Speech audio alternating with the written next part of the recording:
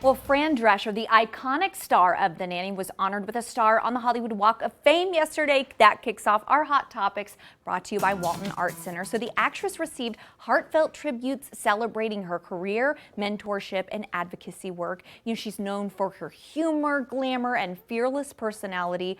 Drescher has left a lasting mark on television and beyond. Truer words have not been spoken. Right, The ceremony was actually on her 68th birthday yesterday, and it highlighted not only her iconic roles, but also her dedication to empowering others, reminding fans that being yourself is one of the most powerful things you can be. I can't believe she's just now receiving one. That seems wild. Because wasn't she kind of president of She was, like SAG-AFTRA? Yeah. I think she was. But good for her. I love her. Mr. Sheffield. I know she probably her. doesn't want to be reduced to being one-dimensional, but I cannot see her and not hear her laugh in my head. I know, she's awesome. She's such funny. a great time. Well, we all had that favorite childhood toy, and for one Wisconsin girl, it's Sheriff Woody from Toy Story. Oh. Everybody loves Woody, right? But during a family vacation, Woody got lost. So here's the story. Thanks to the power of social media, the San Marcos Visitor Center in Texas spotted Woody on his solo adventure and gave him the full VIP treatment, cooling off from the Texas heat, touring downtown, and even stopping by the river.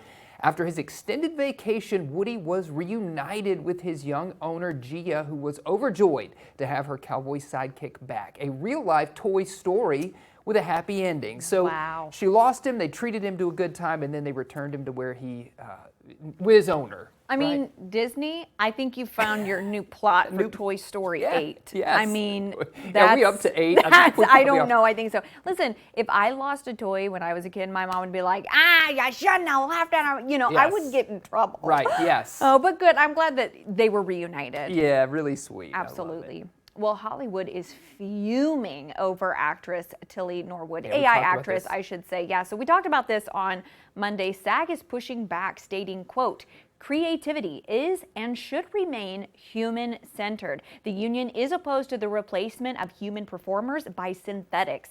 Signatory producers may not use synthetic performers without complying with our contractual obligations, which require notice and bargaining whenever a synthetic performer is going to be used. Now, high-profile actors have called for boycotts of agents or studios that represent AI characters, warning that Hollywood must not replace human creativity with machines.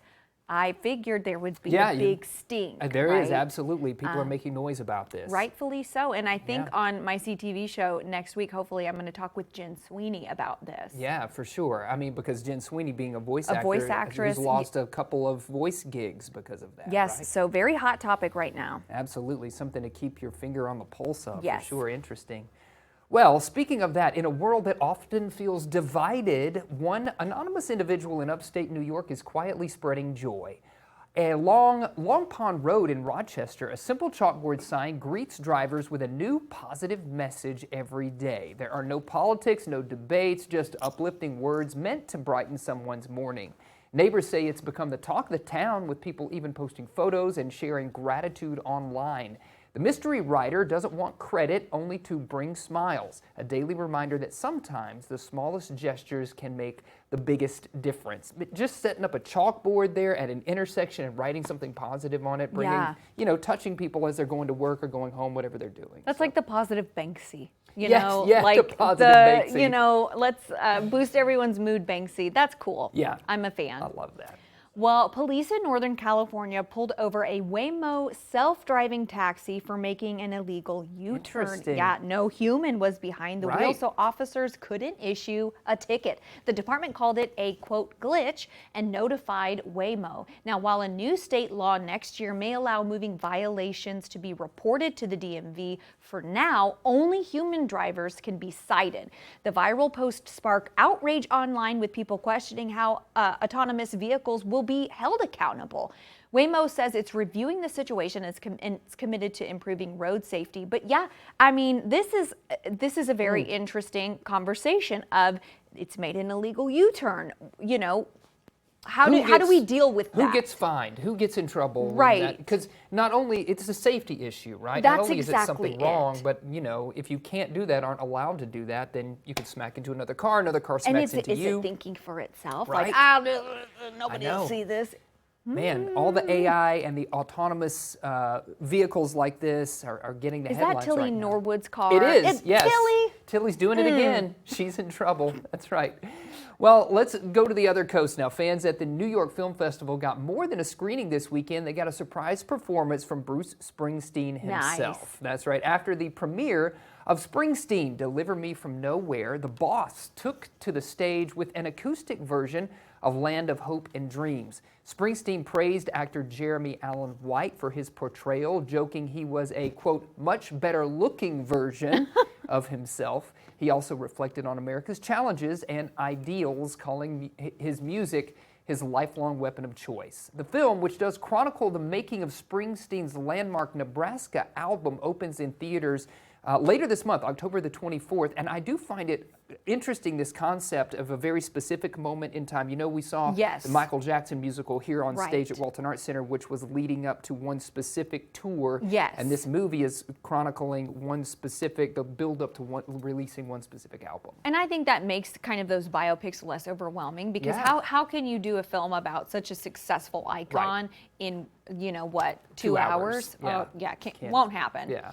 Well, a skateboard used by Tony Hawk to land the first ever 900 trick at the 1999 X Games just sold for a record-breaking $1.15 million. Pocket change.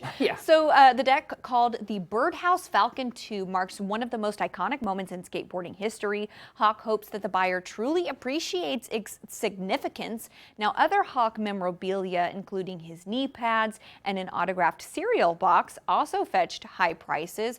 Part of the auction proceeds will support the skate park project, Hawk's nonprofit helping to build skate parks. Yeah. So interesting stuff. You hadn't heard anything about Tony Hawk in a hot minute. Just a hot second. He's or a Hawk minute, I guess. Nice. That was good. Yeah.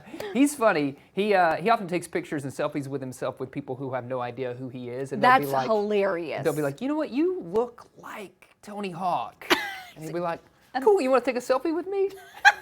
That's funny. You got to follow him on social media. Goodness. But I love this for him and continuing to, improve and elevate the sport of skateboarding. Yes, 100%. Cool. All right, we got to talk about this. I feel like we have stayed on the fence and haven't revealed anything yet, but it has been Fat Bear Week. Hilarious, and it is official. The king of Chonk has been crowned. Fat Bear Week 2025 wrapped up with a plump-tastic finale, as 32 chunks junk in the trunk was simply too much for Bear 856. Heavy is the bear that wears the crown, and this year, Chunk waddled away with the title. But in true Fat Bear fashion, every Bruin is a winner, so fans around the globe tuned in, voted, and celebrated these beefy bears, reminding us all that a fat bear is a healthy bear. So congrats to Chunk, and hey, pass the fish.